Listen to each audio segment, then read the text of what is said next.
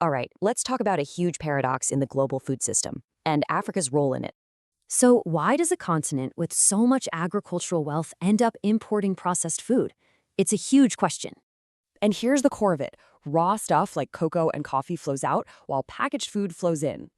This creates what's called a value capture gap. The value is made in Africa, but captured elsewhere. Let's look at cocoa. It's a perfect example of how this whole thing works.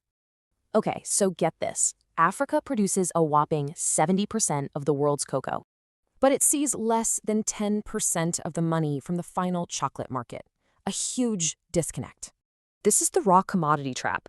It leaves economies really vulnerable to global price swings. And at the same time, there's a growing reliance on expensive, processed imports.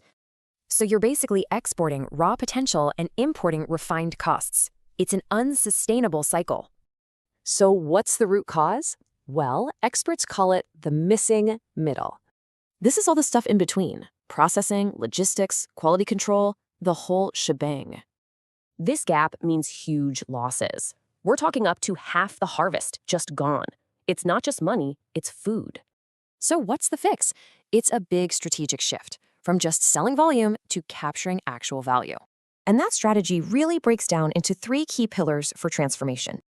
First up, build stronger ecosystems at home. Think agro-processing zones and using digital tools. The goal here is to connect millions of small farmers to bigger, more formal markets.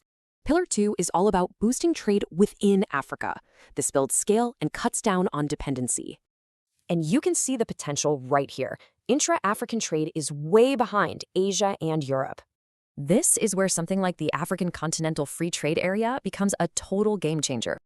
And the third pillar, you've got to drive smart investment right into that missing middle.